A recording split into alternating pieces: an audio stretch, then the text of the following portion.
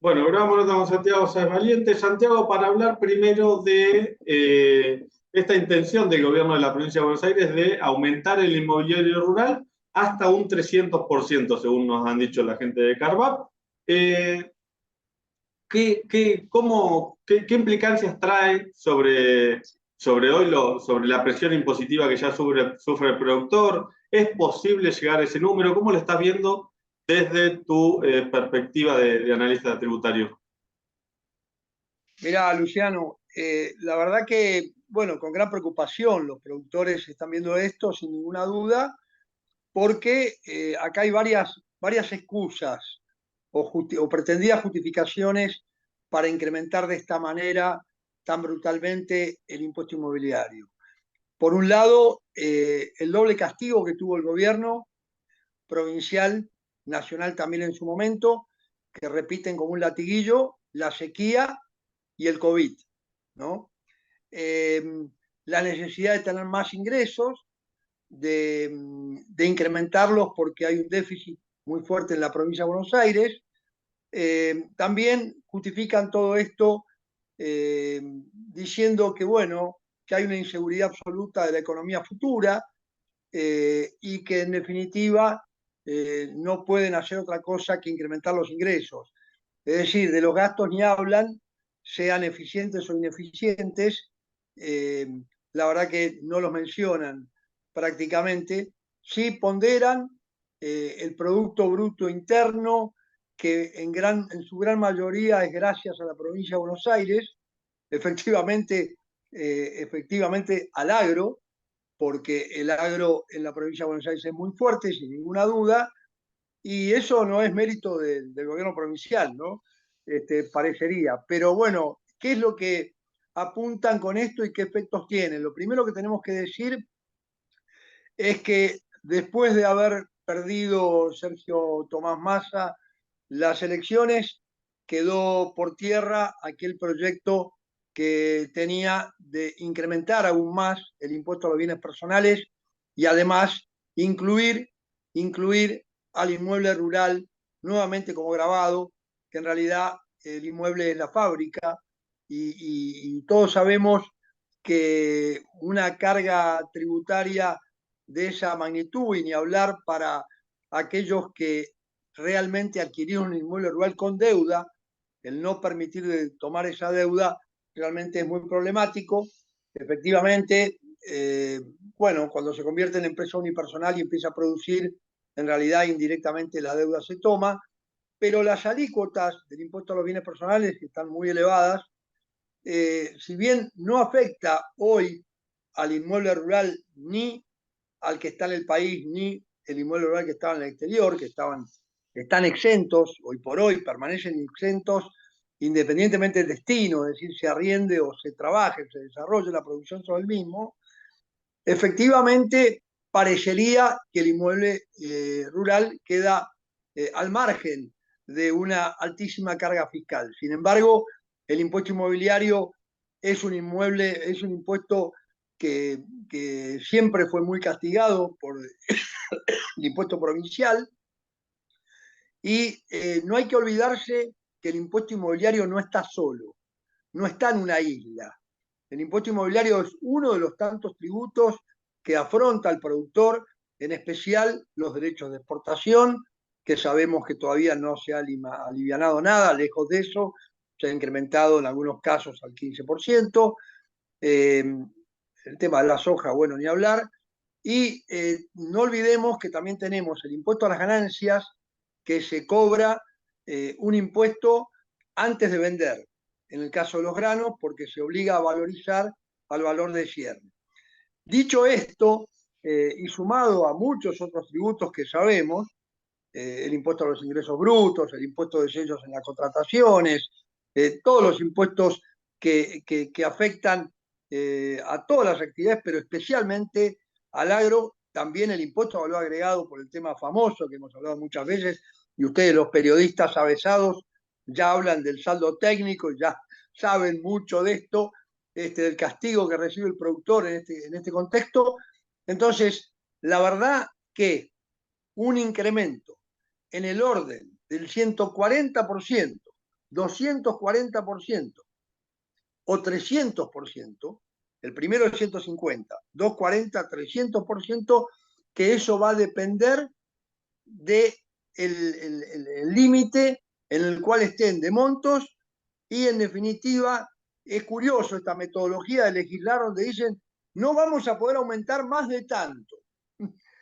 Más de tanto, a ver, está tan lejos ese tanto que, digamos, es insólito esta metodología y esto se ha usado mucho en la época del gobierno anterior para legislar, ¿no?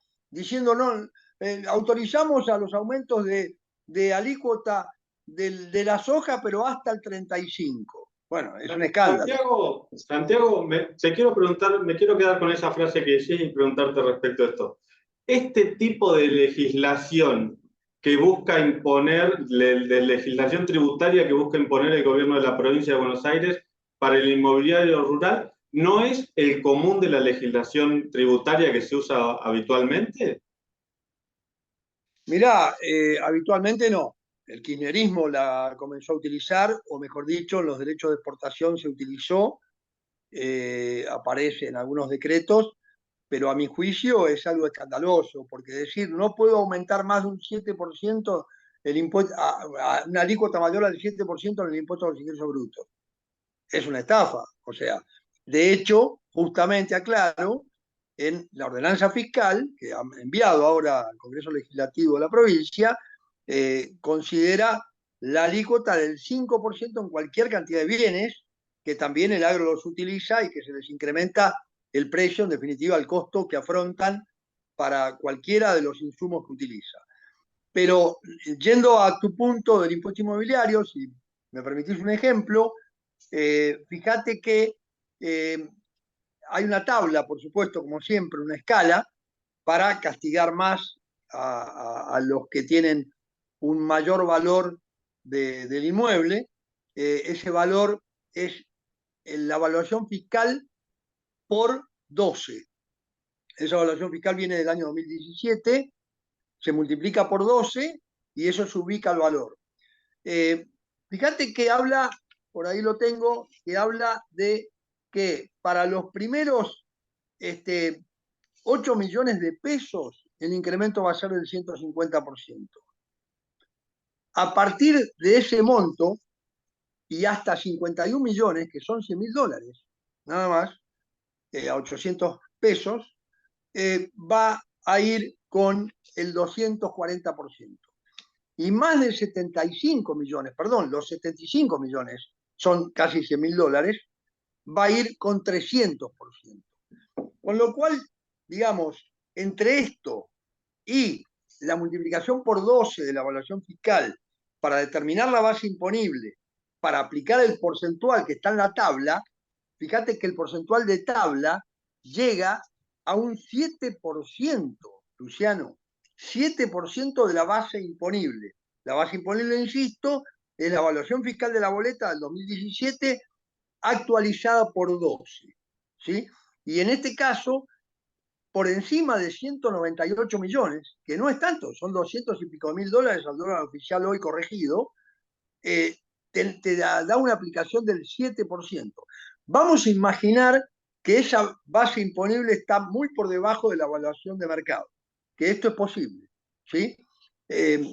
Ahora, si fuera el equivalente, esto es un robo, porque que te saquen el 7% todos los años del valor de tu bien, esto seguramente los campos valen el doble de esta valuación base imponible.